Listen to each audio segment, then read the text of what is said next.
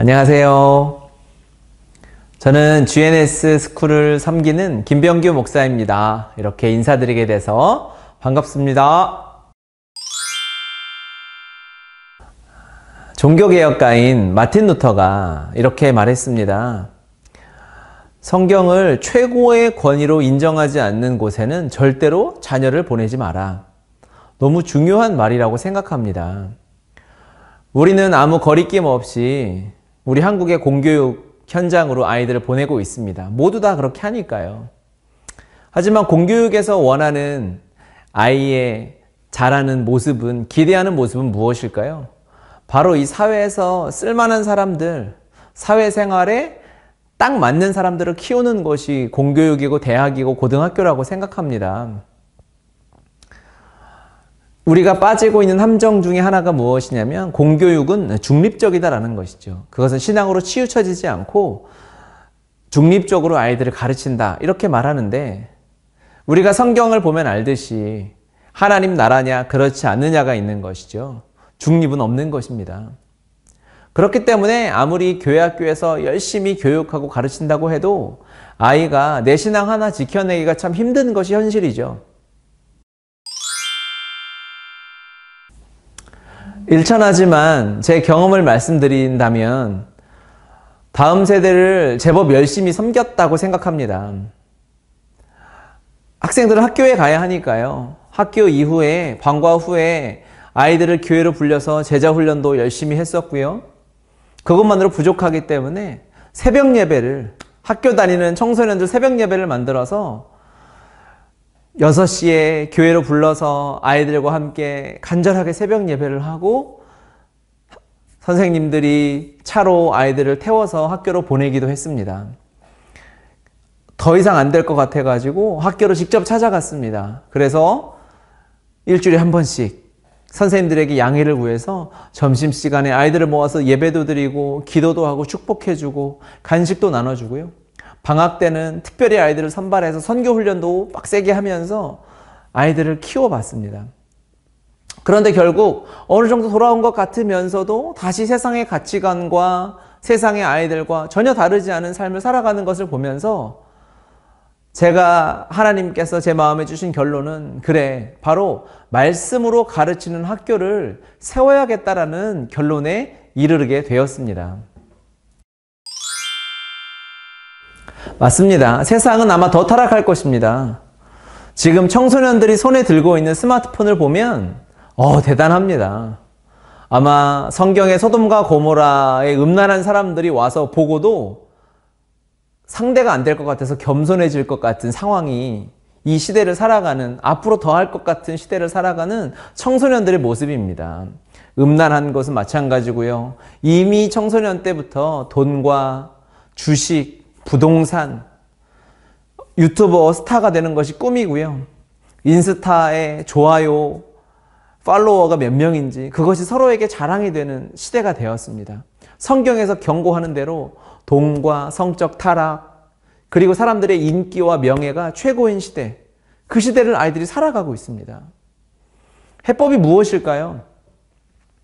바른 인성교육 좋습니다. 성품교육도 해야 되고요. 성경 공부, 가정예배 다 좋고 해야 할 것들이지만 빠진 것이 하나 있는 것 같습니다. 그것은 무엇이냐? 가장 강력한 하나님의 능력, 십자가의 복음, 그 복음으로 아이들을 가르쳐야 합니다.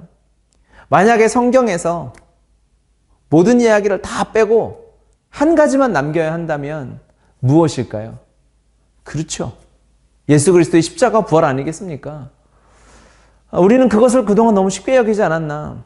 구원은 받았으니, 십자가 감사하고 구원은 받았는데 좀 다른 치유, 복음, 다른 성공, 인간관계를 잘하는 성경 말씀 공부, 이런 것으로 치중하지는 않았나. 스스로 반성이 되고 돌아보게 되었습니다. 이제 총체적인 복음을 알고 믿음으로 누리고 살아가는 세대가 일어날 때가 되었다고 믿습니다. 이것이 때로는 너무 극단적인 거 아니야? 너무 복음 하는 거 아니야? 라고 생각할지 몰라도 이 마지막 시대라고 모두가 인정하는 이 시대에 예수님만 사랑하는 신부의 세대가 일어나게 될 것입니다. 그리고 우리 학교에서는 그들을 섬기고자 합니다. 네, 하나님께서 주신 말씀을 붙잡았습니다. 디모데후서 3장 14절부터 17절 말씀인데요. 하나님의 온전한 사람으로 키워내는 것입니다. 온전하다는 것은 저는 그렇게 이해했습니다. 말씀만 잘 아는 아이, 물론 감사하지만 그것만이 아니라 저희가 컴패션에서 배운 4가지 영역이 있습니다. 영적인 영역, 지적인 영역, 신체적인 영역, 사회 정서적인 영역. 이 모든 영역에서 아이들이 하나님의 사랑으로 온전하게 성장하고 그랬을 때 주님이 친히 이 땅에서 하실 일을 대리자로서 선한 일을 이 땅에서 행하는 통로로 세워져 갈 거라고 생각합니다. 이것을 2가지 부르심이라고 저는 표현합니다. 네, 부르심에는 2가지가 있습니다. 우리가 흔히 부르심, 소명이라고 하면 내가 무슨 일을 하고 무슨 직업을 가지고 살아가지? 라는 것으로 이해를 하는데요. 하지만 그 부르심 이전에 먼저 하나님께서 부르신 것이 있습니다. 그것은 우리를 하나님의 형상으로 처음 만드셨던 원형으로의 부르심이 있는 거죠. 이것을 첫 번째 부르심, 원형으로의 부르심이라고 부릅니다. 이 부르심에 아멘하고 주님 앞에 나와 복음의 능력으로 나의 원형을 회복한 자가 이 복음을 누리며 세상에서 주신 사명을 다할 수 있다고 봅니다. 이 부르심을 2번째 부르심, 사명으로의 부르심이라고 합니다. 첫 번째 부르심, 하나님께서 우리를 당신의 원형으로 부르시는 것은 우리가 십자가의 복음을 누리는 방법입니다. 말씀을 가르친다, 하나님의 말씀을 배운다, 이것은 무언가 율법에 눌려서 해야 할 것이 많고 막 이것을 어기면 혼날 것 같고 이런 율법적인 생각이 들 수도 있는데요. 저는 그렇게 생각하지 않습니다. 십자가의 완전한 복음을 만나고 났더니 이 복음은 하나님께서 우리에게 주신 선물입니다. 주님 안에 사는 자는 율법을 지키는 것이 어려운 것이 아니라 그것이 삶인 것을, 누리는 것을 깨닫게 되었습니다. 복음은 누려야 합니다. 이것이 첫 번째 우리를 향한 부르심이고요. 그 하나님의 사랑을 받았기 때문에 그것을 나누는 것이 사명, 나눔이라고 생각합니다. 누리기 위해서는 배움과 자람이 있어야 하고요. 나눔을 성취하기 위해서는 섬김과 연합이 있어야 합니다. 우리 학교에서는 이 2가지 부르심에 아멘하고 화답하고 누리며 살아가는 다음 세대를 꿈꾸고 있습니다.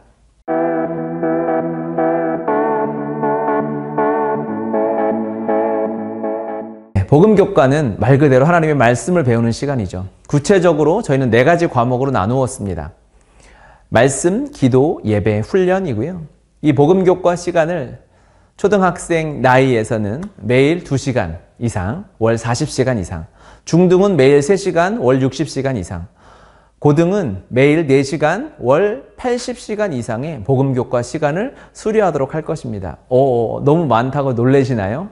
아닙니다. 아이들이요, 매일 TV 보고 인터넷은 몇 시간씩 해요. 그런데 더 문제는 무엇인 줄 아십니까? 부모들이요, 만약에 아이들이 매일 1시간, 2시간씩 성경을 보잖아요. 하루 이틀은 그렇다 치는데 이 아이가 막 이러지면 부모가 막 말립니다. 너 너무 성경만 보지 마라. 너 너무 말씀만 보지 마라. 저는 많이 봤어요. 무슨 부모님인지 제가 험한 말이 나올 것 같아서 여기까지 하겠습니다. 복음 말고는 우리 다음 세대에게 답은 없습니다.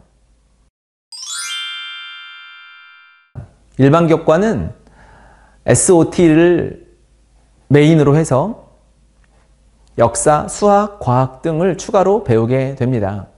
SOT는 미국 크리스천 교사들이 세상을 향해 달려가는 이 공교육을 브레이크하고 그들이 사표를 내고 나와서 성경을 기반으로 만든 커리큘럼입니다.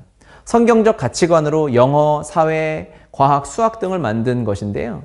영어 공부가 기본적으로 되는 것은 물론이고 성경적인 가치관으로 공부를 할 수 있도록 돕는 아주 탁월한 커리큘럼입니다. 저하고 우리 선생님하고 1년 전에 가서 영어로 수업을 듣고 공부하고 시험 보고 해서 통과를 했어요. 정식으로 미국 본부에서 프로그램을 진행할 수 있는 자격을 취득했습니다. 이 자료 화면으로 자격증 나가면 좋겠는데, 네, 영어 하느라고 좀 많이 힘들었고요. 제 영어 실력은 비밀로 해주시기 바랍니다. SOT가 미국에서 만들어진 학제이기 때문에 우리나라에서는 한국사와 세계사, 그리고 수학 등의 과목은 추가로 할 것입니다. 준비된 실력 있는 선생님들이 많이 계시기 때문에 제가 장담하건대 실력적으로 공교육에 있는 아이들보다 떨어질 리는 없을 것입니다. 네, 달란트 교과는 너무 중요합니다. 아이들은 책으로 자라는 것이 아니지 않습니까? 음악, 미술, 또 운동하고 뛰어다니고요. 공놀이 하고요. 또 자연을 누리고 체험하고 해야 할 것들이 너무나 많이 있습니다. 하지만 한국 교육의 현실은 이 모든 것은 예체능은 뒤로 미뤄지는 것이죠. 아이들이 행복하게 공부할 수가, 학교를 다닐 수가 없습니다. 저희는 많은 사람들을 만나고 많은 직업들을 체험하게 할 것입니다. 쉽게 말해서 애들 많이 놀릴 겁니다. 아이들은 놀아야 한다고 생각합니다. 스마트폰에 빠져서 게임만 하면서 시간을 허비하면서 노는 것이 아니라 정말 아이답게 신나게 놀면서 키우려고 합니다. 우리와 함께하는 선생님들은 제가 정말 자랑하고 싶은 선생님들입니다. 복음 앞에 서서 복음을 누리고 복음만을 자랑하는 분들이고요. 그것은 당연한 것이고 또한 실력을 겸비하고 있는 말 그대로 영성과 실력을 두루 갖춘 하나님의 사람들입니다. 이분들과 함께할 것들이 너무나 기대가 되고요. 또 함께 하시겠다고 동역하시겠다고 신청해 주시고 이미 뜻을 밝혀주신 분들이 너무나 많습니다. 제가 장담하건대 우리는 학생 수보다 선생님 수가 훨씬 많을 것입니다. 또 하나, 선생님들은 교사만이 아니고요. 부모님들도 우리의 선생님이 되어야 합니다. 우리의 학교는 가정과 같이 가야 되겠죠? 학교에서도 말씀을 가르치겠지만 가정에서 당연히 부모를 통해서 말씀이 전수되고 흘러가야 합니다. 부모와 교사와 또 교회가 함께 아이에게 말씀을 가르치고 복음의 증인으로 우리가 살아내 준다면 아무리 시대가 어렵고 힘들어도 돌파해낼 수 있을 거라고 믿습니다. 우리는 학교와 가정과 교회가 함께 가서 우리 다음 세대를 키워낼 것입니다.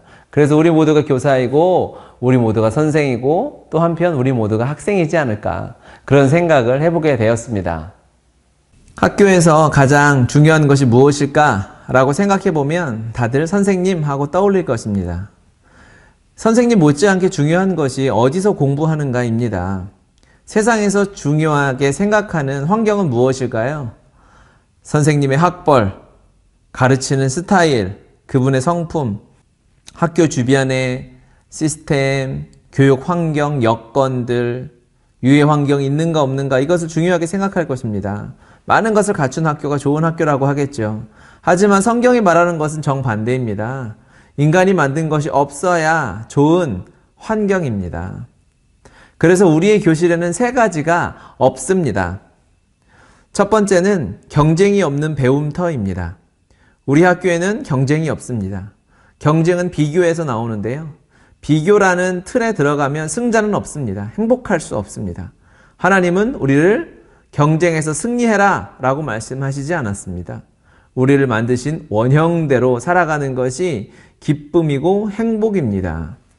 학교 다니면서 행복해야죠. 기뻐야죠. 두 번째는 무엇이 없을까요? 천정이 없는 자연입니다.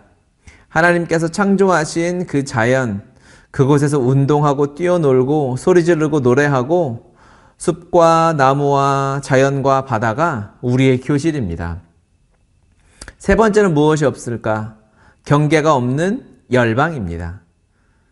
그 열방에서 하나님의 사랑과 열방을 통치하신 하나님의 마음을 배우게 됩니다.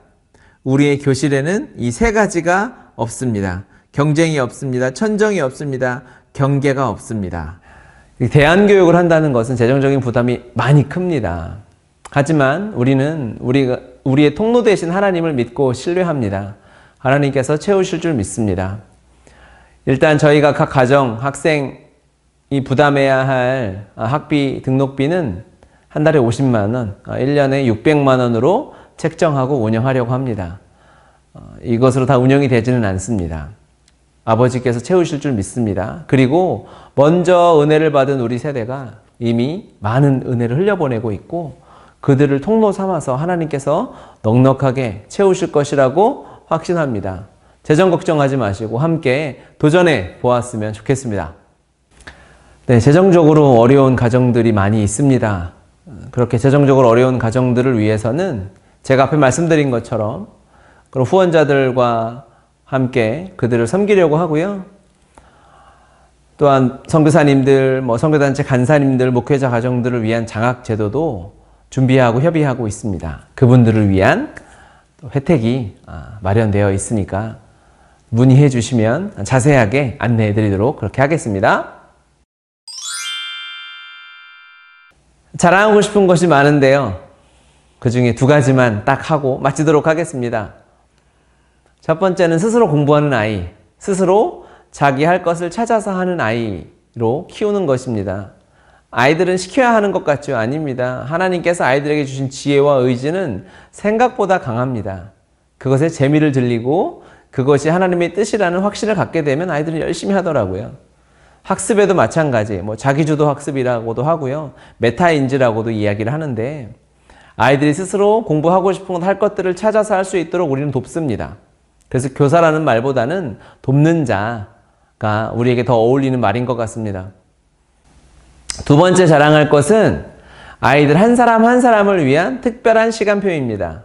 하나님이 한 영혼을 아주 특별하게 만드셨습니다. 그들이 다 똑같지 않습니다. 그런데 그런 특별한 아이들을 계란판 같은 곳에 다 넣어가지고 똑같이 키우려는 것은 너무 아깝습니다. 그 아이들이 하고 싶은 것, 좋아하는 것, 특성에 맞게, 달란트에 맞게 시간표를 짜서 즐거운 학교, 행복한 학교를 만들어 줄 것입니다. 물론 공통으로 같이 수업하고 배워야 하는 시간들도 있겠죠. 말씀을 묵상하고 토론하는 시간 같이 해야 될 것이고요. 복음 스터디도 같이 나눌 것이고 예배도 함께 하겠지만 또 그 이외의 시간들은 자기가 하고 싶은 것, 자기 취미에 맞는 것, 또 자기가 잘할 수 있고 재미있어 하는 것들을 시간 안에 배치해 주어서 그래서 선생님들이 많이 필요한 것입니다.